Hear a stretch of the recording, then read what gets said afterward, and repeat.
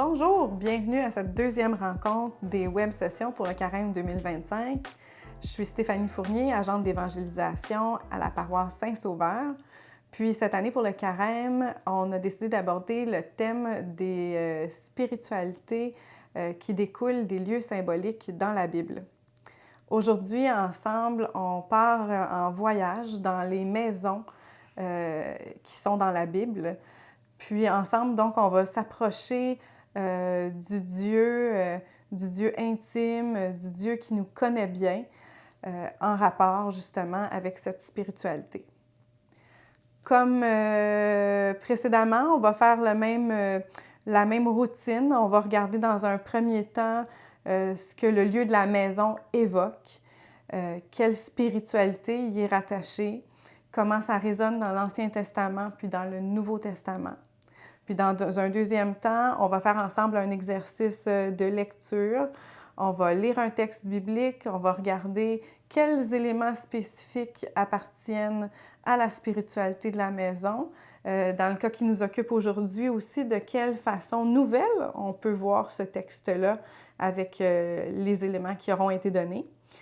Puis ensuite, on va prendre un temps de réflexion personnelle, comment la spiritualité de la maison vient nous toucher personnellement, quelles sont mes expériences de vie par rapport à ça, de quelle façon je m'approche de Dieu dans l'intimité, dans ma vie personnelle. Puis, pour terminer, il y aura aussi des propositions pour que vous puissiez aller un peu plus loin dans votre démarche pendant le carême, puis aller explorer différentes voies, puis différentes avenues qui touchent à la spiritualité de la maison.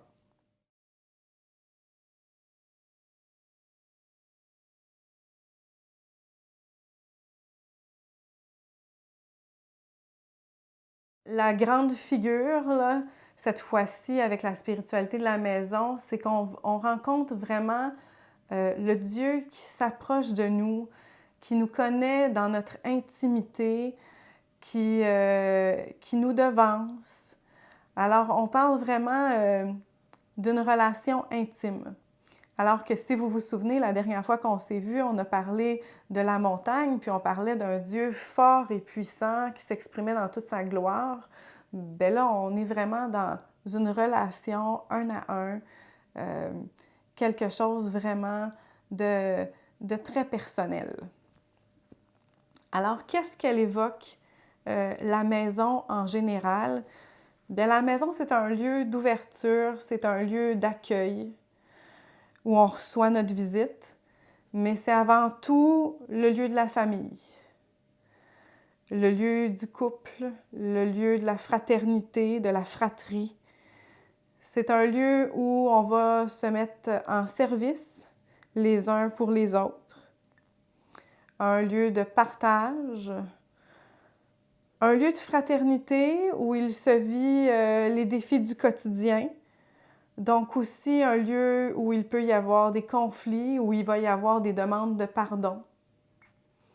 C'est un lieu aussi où a lieu les guérisons, hein? C'est à la maison qu'on va quand on a besoin de se soigner. Et puis si on est dans ce qui est un peu plus positif, bien, c'est le lieu des célébrations, c'est le lieu des fêtes, c'est là où on reçoit la visite pour souligner les événements importants de notre vie.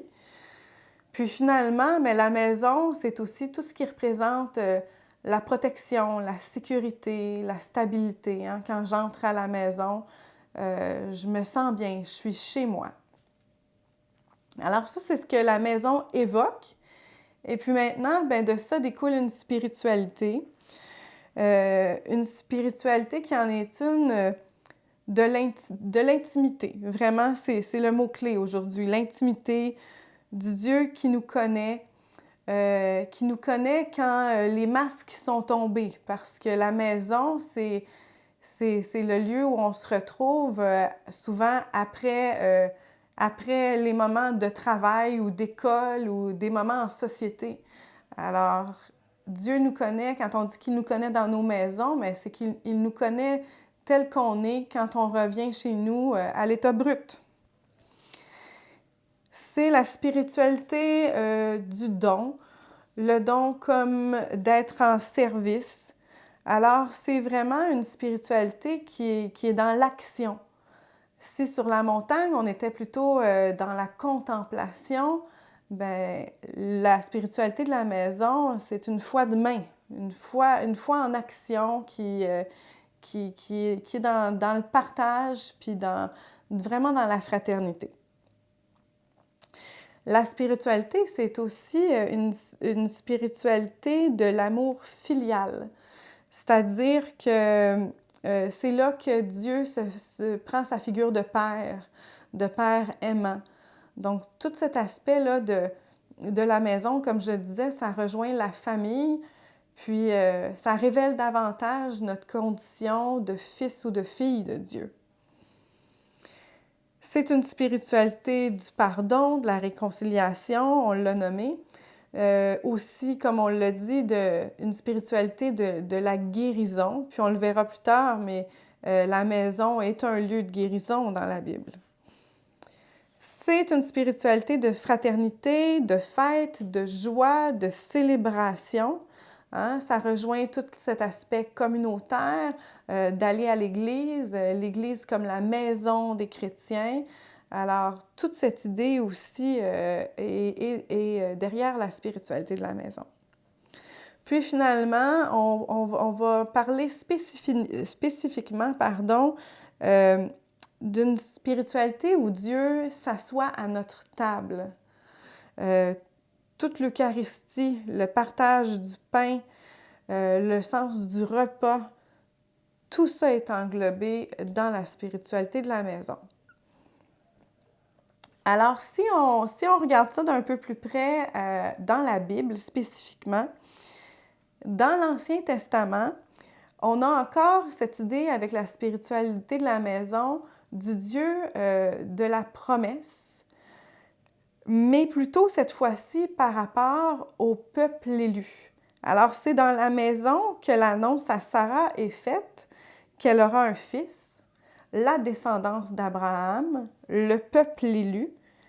La maison, donc, c'est un lieu qu'on va appeler un lieu matriciel, c'est-à-dire un lieu qui est témoin des cycles de vie. Alors, l'Ancien Testament, c'est vraiment là qu'on retrouve vraiment ce lien filial, ce lien du peuple choisi. Ensuite, dans l'Ancien Testament, toujours, on a un Dieu qui se fait vraiment dans les maisons très proche de son peuple, un Dieu qui protège, un Dieu aussi nourricier au désert, hein, qui veille sur le peuple. Alors, tous ces aspects-là de protection vont toucher à la spiritualité de la maison. À l'époque de l'Ancien Testament, également, on pouvait voir l'hospitalité comme un devoir sacré. Alors, l'hospitalité, puis comme on le disait d'entrée de jeu, la maison évoque l'ouverture, l'accueil. C'est aussi une dimension qui est importante, puis qui est relevée dans l'Ancien Testament. Puis pour terminer avec cette partie-là, il y a aussi toute l'idée de la résidence de Dieu. Alors, un aspect encore important, la tente de la rencontre, comme le lieu où on va pour parler avec Dieu, la maison où il résidera, et puis le temple qui a vraiment une grande importance dans l'Ancien Testament. Donc, la maison de Dieu, encore où on va pour lui parler face à face. Alors, ces aspects-là étaient spécifiques à l'Ancien Testament. Puis, tout comme on se l'était déjà dit à la première session, il y a toujours une relation, une constante. Les actions qui ont lieu dans la maison, dans l'Ancien Testament, elles ont souvent lieu aussi dans le Nouveau Testament, soit comme une suite, soit comme une copie des mêmes actions. Par contre, dans le Nouveau Testament, cette fois-ci, on a dans chaque maison plusieurs aspects différents qu'on vient toucher par rapport aux gens qui sont rencontrés. Puis à travers les maisons, on va voir différents aspects de la mission de Jésus. Par exemple, dans le Nouveau Testament, il y a beaucoup de rencontres et d'enseignements qui ont lieu dans les maisons. On peut penser à Marthe et Marie, un temps d'enseignement dans la maison, puis un temps de service. Alors, on est vraiment dans cette spiritualité-là. Il y aura aussi beaucoup de guérison dans les maisons du Nouveau Testament. On peut penser à la mère de Pierre ou à la fille de Jaïr. Les maisons dans le Nouveau Testament sont aussi vraiment un lieu de fraternité. La fraternité, beaucoup aussi avec les exclus. On peut penser à Zachée. Dans l'Évangile de Luc, au chapitre 19, verset 5, on entend « Lorsque Jésus fut arrivé à cet endroit, il leva les yeux et lui dit « Zachée, hâte-toi de descendre, car il faut que je demeure aujourd'hui dans ta maison. » Et là, c'est vraiment intéressant parce qu'on a cette idée où demeurer dans la maison de Zachée, ce n'est pas simplement d'entrer dans le lieu physique, mais on comprend que c'est d'entrer chez lui intimement dans qui il est. Ensuite, dans le Nouveau Testament toujours, il y aura de la correction fraternelle qui aura lieu dans les maisons. Je pense au lavement des pieds. Il y aura aussi une scène bien importante, le dernier repas, la scène. Jésus qui se fait nourriture, qui se fait pain de vie, comment être plus près de nous qu'en étant directement à notre table. Finalement, je vous mentionne une dernière maison, la maison du souffle de l'Esprit Saint dans les Actes des Apôtres. La famille créée par le Christ lui-même est réunie et cette famille qui va assurer la descendance de Jésus par l'annonce de la mission.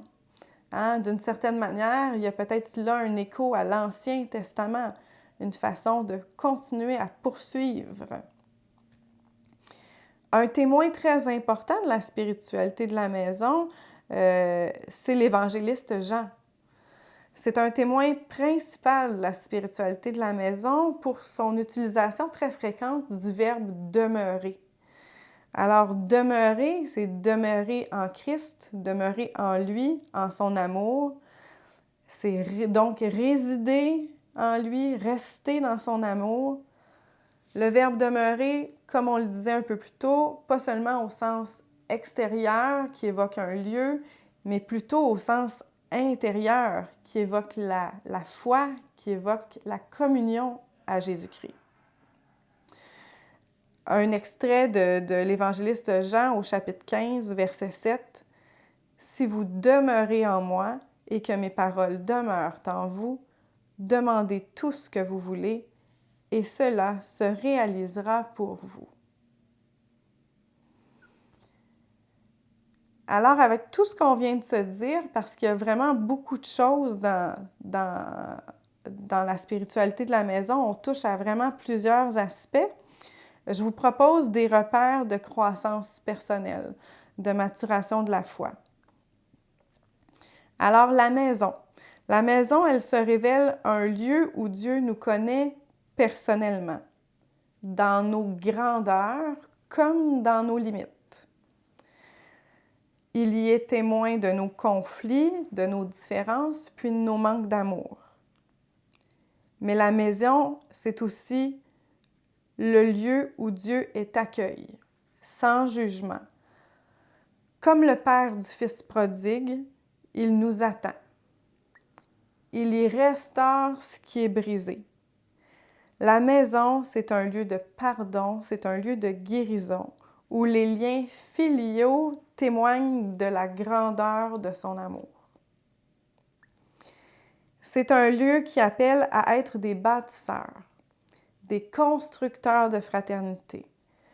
Un lieu qui nous appelle à se mettre en service et au service des autres. Un lieu qui nous appelle à être des réparateurs, ouverts puis charitables. La maison, c'est un lieu de gratuité, un lieu d'hospitalité, une spiritualité assez proche quand même de la doctrine sociale de l'Église.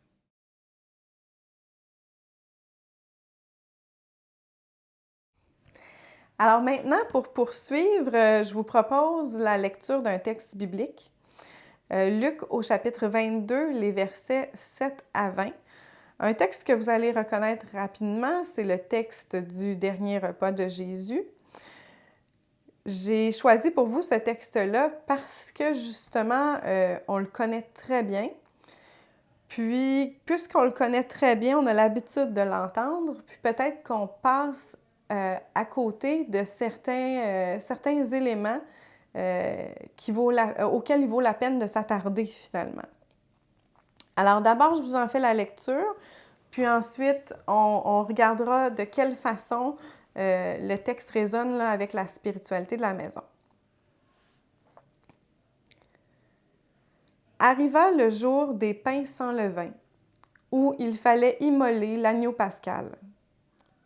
Jésus envoya Pierre et Jean en leur disant « Allez faire les préparatifs pour que nous mangions la Pâque. » Ils lui dirent « Où veux-tu que nous fassions les préparatifs? » Jésus leur répondit « Voici, quand vous entrerez en ville, un homme portant une cruche d'eau viendra à votre rencontre.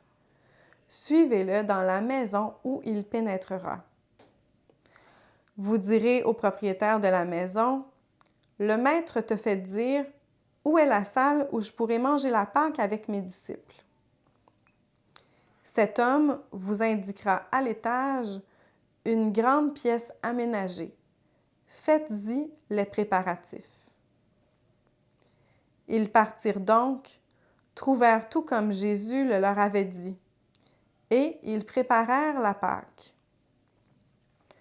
Quand l'heure fut venue, Jésus prit place à table et les apôtres avec lui. Il leur dit, « J'ai désiré d'un grand désir manger cette Pâque avec vous avant de souffrir. Car, je vous le déclare, jamais plus je ne la mangerai jusqu'à ce qu'elle soit pleinement accomplie dans le royaume de Dieu. » Alors, ayant reçu une coupe et rendu grâce, il dit, « Prenez ceci et partagez entre vous, car je vous le déclare, désormais, jamais plus je ne boirai du fruit de la vigne jusqu'à ce que le royaume de Dieu soit venu. » Puis, ayant pris du pain et rendu grâce, il le rompit et le leur donna en disant, « Ceci est mon corps, donné pour vous. Faites cela en mémoire de moi. » Et pour la coupe, après le repas, il fit de même, en disant, « Cette coupe est la nouvelle alliance en mon sang répandu pour vous. » Alors effectivement, c'est un texte qu'on a entendu souvent. La première question que vous pourriez vous poser, c'est par rapport à ce qu'on a déjà vu sur la spiritualité de la maison. Remarquez-vous des choses nouvelles? Ensuite, quels sont les liens directs avec la spiritualité de la maison? Eh bien, il y en a plusieurs. Alors, on va prendre le temps ensemble de regarder tout ça, puis de noter les aspects qui rejoignent la spiritualité de la maison. D'abord, le repas a lieu un jour de fête. Il s'agit d'un moment festif. Puis ce repas-là, il demande une préparation, une attention particulière. Alors, il y a cet aspect où on est attentionné à ce qui s'en vient. L'homme que Pierre et Jean rencontrent porte une cruche. C'est très probable que ce soit un homme en service. Tout comme Pierre et Jean, en allant faire les préparatifs, eux-mêmes se mettent en service. Le propriétaire de la maison montre la pièce et puis il rend sa demeure disponible. Tout le nécessaire est à la disposition des apôtres. Il accueille Jésus et les 12 chez lui. C'est un homme qui fait preuve d'accueil, d'hospitalité, de disponibilité. Puis Jésus, lui, a désiré prendre ce repas avec les disciples. C'est vraiment avec eux qu'il veut être. Jésus partage une émotion. Il est en fraternité, il a un lien affectif avec les apôtres. Évidemment, il y a toute cette idée du partage du pain et du vin, le partage qu'ils font ensemble,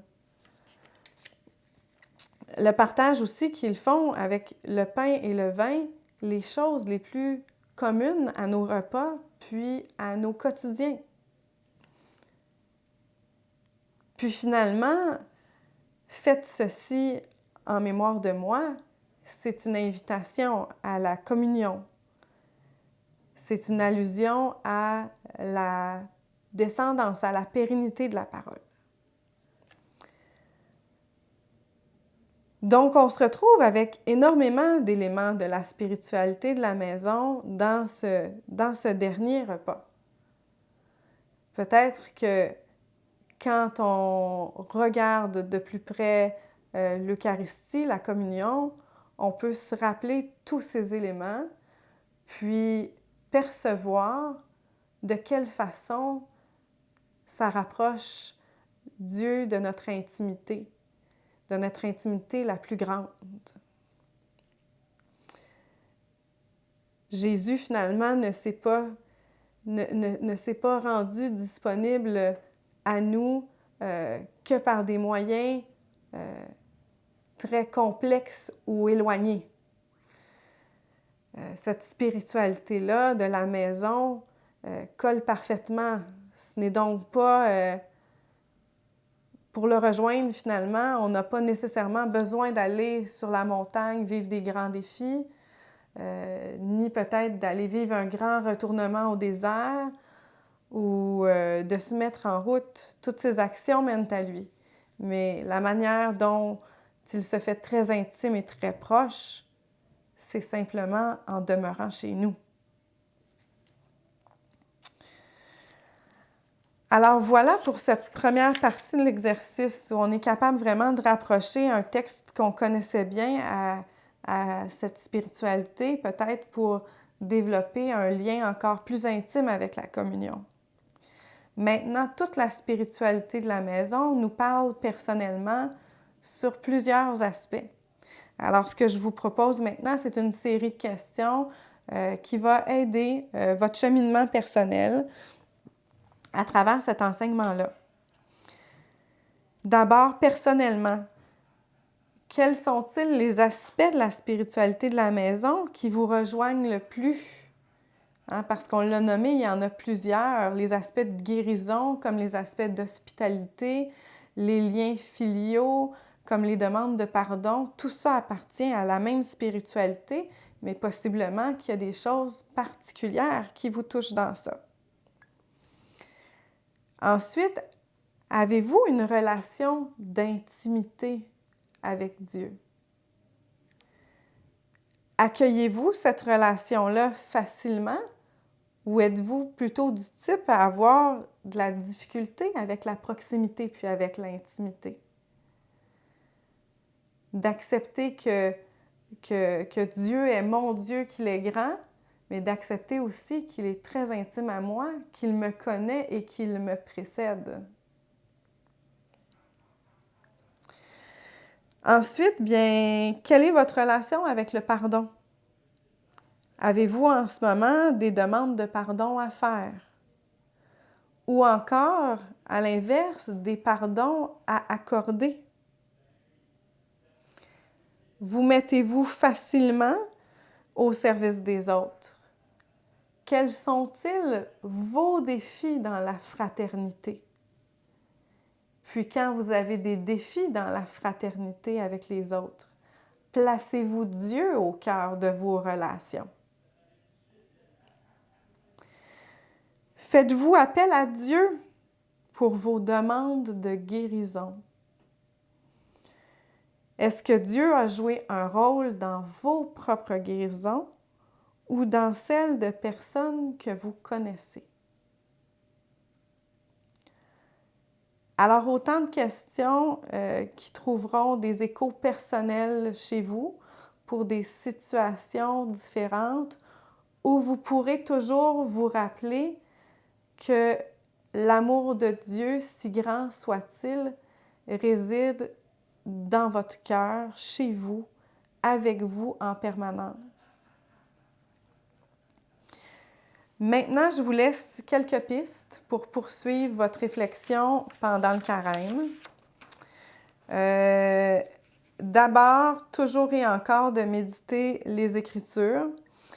Un texte que nous n'avons pas vu, qui est un texte clé pour la spiritualité de la maison, c'est les 2 maisons construites sur le roc et sur le sable. L'Évangile de Matthieu, au chapitre 7, les versets 24 à 27. Alors, cet évangile-là vaut vraiment la peine de l'arrêt, du temps de réflexion. Vous questionnera sur les bases que vous donnez à vos maisons. Ensuite, c'est bien de s'intéresser à la vie des saints. Cette fois-ci, je vous propose de vous intéresser à un saint de chez nous, à la vie du frère André, spécialement à sa vie comme portier du Collège Notre-Dame, à tout cet aspect d'accueil, de prière, de dévotion, de présence pour les gens qui demandaient son attention. Puis finalement, dans votre préparation au carême, vous savez certainement qu'il y a 3 piliers au carême: le jeûne, la prière et le partage. Alors, je vous propose de porter une attention particulière au partage en lien avec la spiritualité de la maison. Puis à la suite des questions que nous nous sommes déjà posées, de vous demander également de quelle façon, pendant la période du carême, vous allez vous assurer que vos maisons soient un lieu de partage, soient un lieu de fraternité, un lieu où on se met en service. Alors voilà pour la spiritualité de la maison. J'espère que tout ça, ça va vous aider à avancer dans votre chemin puis dans votre préparation au carême. Alors, je vous rappelle que jusqu'à présent, on a vu la montagne avec un Dieu fort et puissant, et puis qu'on a vu aujourd'hui avec la maison le Dieu très intime qui nous connaît personnellement. Et la prochaine fois que nous nous voyons, on va aller au désert, dans les milieux arides, dans les milieux où c'est difficile et où on est porté aux extrémités, où on va vraiment rencontrer le Dieu des conversions, celui qui nous retourne puis qui nous secoue de l'intérieur.